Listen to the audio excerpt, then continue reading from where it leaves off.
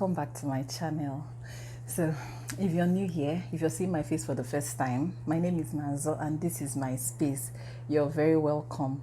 And before I go on, I would like to ask you to do me a little favor, one just very small favor. Help me to subscribe, okay? If you look down, I don't know if it's on the right or the left, but there's a word subscribe written in red somewhere just under this video. Just tap the word and you're part of the family. You're welcome. And to my OGs, you guys, you know you have a special place in my heart. Thank you for tuning in once again. So what are we talking about today? I'm talking about domestic violence. Yes. We're talking about men who beat their wives, men who beat their girlfriends, their sisters, in fact, men who beat females in general. So if you're a man who beats women, I have two questions for you. Who raised you? Are you an animal? What is wrong with you? Three questions actually. All over the news, there are always news or stories about men who beat their wives, even their pregnant wives.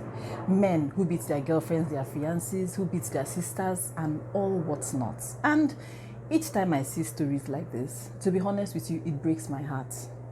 It makes me feel so bad. In fact, there was a video I saw the other day on Instablog.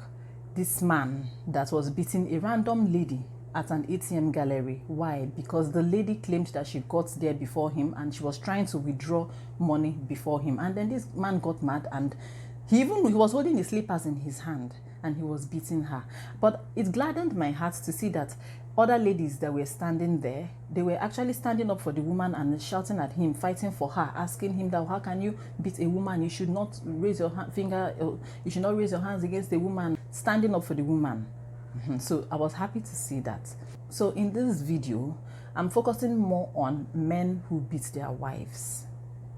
It makes me wonder because like I always wonder that why would you go and marry a woman? Okay, you see this lady here and you love her and you had the intention or the plan of spending the rest of your life with this lady.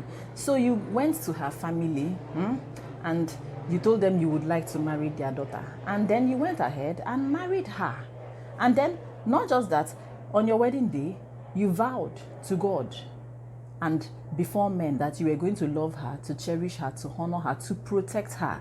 And then you take her away from her family, take her family name away from her and give her your own name, only for you to marry her and then turn around and change into an animal. And then you start beating her and battering her at every given opportunity. Why? As in, how do you have the mind to cause your fellow human being pain? You turn her into a punching bag. Even pregnant women, I read the story of a man who beat his 8-month-old pregnant wife and left her for dead. Left her in the pool of her own blood. What kind of hearts? Like, I always wonder, what kind of hearts do these men have? Someone's child, someone's sister, you beat her and you cause her to bleed. What kind of hearts do you have? Are you a sadist? Are you an animal? Yeah, I use the word animal to describe men like this because a sane man, a normal man who was properly raised, cannot display such animalistic behavior. Don't you agree? They cannot behave in such a manner. And do you know, the funny fact is that, the funny and yet annoying fact is that such men are actually cowards. Yeah, because when it comes down to man, like these men cannot stand before their fellow men. They cannot. They can't fight their fellow men. They are afraid of confrontations with their fellow men. But when it comes to the woman, they grow wings and then they start to show their power. Is that not cowardice? What else would you call it? And then one painful fact is that these men don't consider the effects the constant abuse on their mother would have on their children. They don't even consider their children. They don't consider the effects the constant abuse they witness meted out on their mother would have on the children. They don't consider it. They don't even care. Because most of these children that come from homes of domestic violence, they are usually traumatized. They are usually severely traumatized and broken. And then it doesn't stop at that. It also affects their perception of love and marriage. I say this because some of their daughters, some of the girls who grow up in abusive homes, they tend to feel like violence is part of love. They feel like they cannot marry a man who does not beat them. They feel that a man who loves them has to beat them to show that he loves them. I watched a video of a lady who was saying that she wanted to divorce her husband. Ask me why. She wanted to divorce him because he was too nice. He was too caring. He was too good, and it made her uncomfortable because it's not what she's used to. She's used to seeing a man battering a woman, beating, like she was used to seeing her dad beat her mom, used to having her boyfriends beat her, because that is what she's used to. So it was weird and strange to her that her husband was not beating her. She was not getting the kind of treatment that she was used to, so she decided to file for a divorce. As for the sons that grew up in abusive homes, what happens to them is that they feel that it is normal for them to beat women. They feel like it's normal for them to beat their girlfriends, to beat their sisters. Why? Do you blame them? Because this is the behavior that is being modeled to them. This is what they are used to seeing almost on a daily basis. So they tend to adopt this behavior and carry it out on the people that are close to them. They see it like it's a show of strength because their father does the same. So why can't they do the same thing as well? And this is a vicious cycle. Why? Because when they marry and they beat their wives in front of their own children, their sons would adopt this same behavior, and then when their sons grow up and get married, they will do the same thing to their own wives, and so the cycle goes on. You see why it is a vicious cycle? So what do we need to do? We need to break this cycle. And in my own opinion, I believe that everybody has a role to play in breaking this cycle. And when I say everybody, I mean the men who are the abusers, the women who are the victims, and the parents of the woman who is being beaten. We all have a role to play. I'm going to break it down one by one. Now, the men, stop beating your wives. Like, is it something you can do? Yes. Stop beating your wives. You loved this woman and then you went ahead and married her. If you claim to love her as much as you said you do, stop beating her. Stop causing her pain. Stop battering her and turning her into a punching bag at every chance you get. She's a human being. She has blood flowing through her veins just like you. Stop ruining your children's lives. And to the women who are victims of domestic violence, why do you endure? Stop enduring violence. You might end up dead. Some of them say that they keep staying there because of their children, that they are staying there for the sake of their children. Madam, I would advise you to leave for the sake of your children. Why? Because if that man eventually kills you, which is very possible, mind you, because there have been stories of men who have killed their wives, who is to say that it will not happen to you? If he kills you, do you think he will remain single for life? Of course not. He might even marry in the next few months. And then when he gets married, what do you think will become of your children? He is going to marry another woman who would maltreat your children. So is it not better for you to leave that situation alive so that you will be alive to take care of your own children by yourself? Live for the sake of your children. Don't say you're staying there for the sake of your children. You should live for their sake. And also so that those your children will not grow up having a warped mentality of love and of marriage. Another reason why most women persist and stay in violent homes is that they feel like they cannot survive without the man. They feel like they can't cope without the man because they don't have a source of income, because they don't have any money of their own. You see why it is important for you to save money as a woman? You see why it's important for you to find a source of income. Learn a skill. Find something to do, even if it's learn how to bake, learn how to sew, learn how to plait hair, learn how to make beads, learn how to do makeup. Learn a skill, empower yourself so that when push comes to shove, you would have an option. You would have you would live with your children and you'll be able to fend for them with the money that you have saved so far. Live to stay alive. Live for the sake of your children, okay? Another reason why most women stay is that they feel like they don't have anywhere to go, like their parents will not take them back, which is why I said everybody has a role to play, including the parents of the abused victim. Now, for the parents, I need to ask you something. Why do you persist on letting your daughter to stay there in an abusive home? Because most parents, when I read stories, I hear that the parents say they should stay there. Okay, they'll be telling their daughter, you're not the first person to be in an abusive relationship. Stay there, work on your marriage, work on your man. As in, why do you do that? It's not right. You handed your daughter over to this man, yeah? You handed her over to him to take care of her, to love her, to cherish her, to protect her. And obviously, he is not doing that job. He is not keeping to his part of the vows. He's not protecting your child. And then you prefer to let her stay there. Most of the parents say that, what will people say? They are more concerned about what people will say. So, let me tell you something. Forget about what people will say. People would always talk. People always have something to say. But 2 questions. Are you trying to say that the opinions of other people trumps your daughter's well-being and your daughter's happiness? Are you trying to say that the opinions of other people is more important than your daughter's life? Why? If your child is in an abusive marriage, an abusive relationship, please urge her to come home. Urge her to come home to you alive before you lose her to death in the hands of the man that you handed her over to in marriage. I applaud parents, because there are some parents that are like this. When they hear that their children, that their daughters are being beaten by their husbands, they ask their daughters, what do you want to do? Would you like to come home? What would you want us to do next? And they do whatever their child says they should do. Marriage is not a do or die affair. You all need to understand that.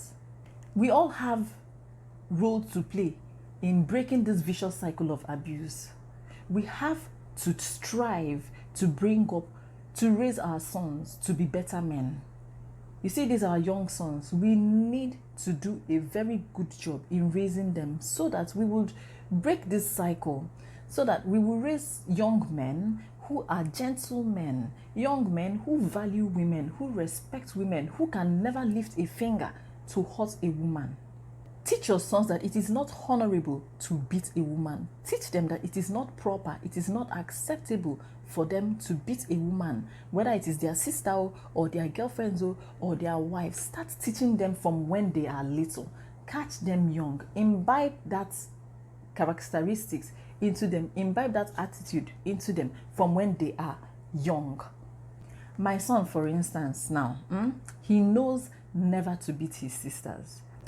I imbibed it into him from when he was little, because I'm not raising an animal. So instead of him to take laws into his hands and beat his sisters when they annoy him, he comes to me and reports to me so that I can treat the matter by myself. He doesn't beat them.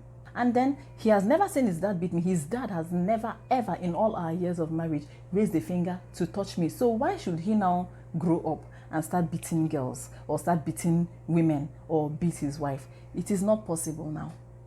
I keep telling him that it is not acceptable for him to beat a female. Let us raise gentlemen who are kind, who are compassionate, who value women, who respect women. And we can start doing it from when they are young.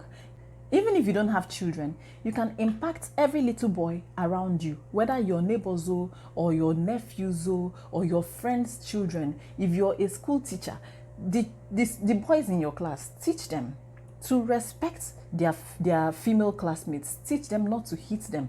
Teach them from there. Even if their parents are not teaching them, let them be hearing it from you. Do your part.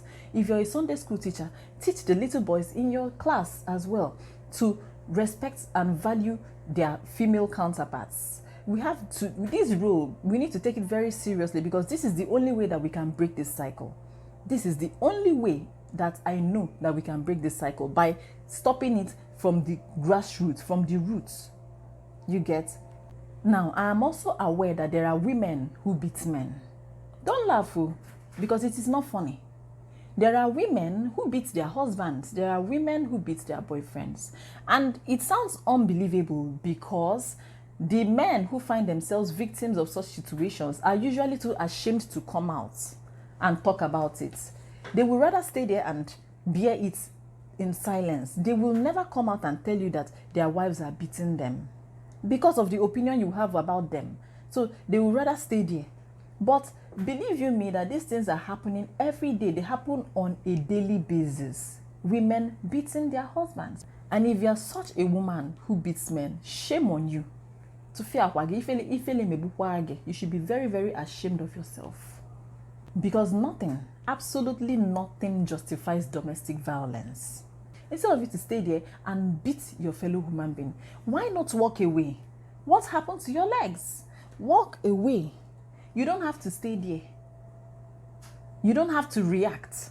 You don't have to react to everything. If you cannot control yourself, walk away. See, I'm of the opinion, I'll keep saying it till tomorrow, that you see this marriage of 18, it is not a do or die affair. If you find yourself in a situation where you know you might not come out of it alive, walk away. You don't have to stay there. Instead of you to stay there and beat somebody's child and kill somebody's child and then end up going to jail, is it not better for you to walk away? Instead of you to stay there and be beaten to death, is it not better for you to walk away? Come out of the marriage sane and alive. See, it's God. I keep praying to God to help marriages these days. Like, it is only Him that can intervene in some of the things that happen in a lot of marriages. But I have one more thing to say. When I see news about domestic violence or bad marriages, I read comments and people make comments like that they are so scared of getting married, though, that is this how this marriage thing is, so hey, that they are not sure they want to get married. If you're one of those people, I just want to encourage you today. Don't have that opinion that marriage is terrible. Just believe that your own will work out for you, and it will. Why? Because there are so many good marriages out there. It is not all of them that are bad. Mine is one of the good ones, and I'm happy to say, and I have God to thank for that. You can also enjoy your marriage. You can be one of those who will enjoy a very good and happy marriage as well. All you need to do is to ask God, seek Him, seek His face, ask Him to help you. Ask Him to guide you when it comes to choosing your life partner, because it is very important. It is not a decision you should make on your own or that you should make lightly. So ask the Holy Spirit for guidance, ask Him to help you. And at the same time, when you ask Him to help you, listen to Him.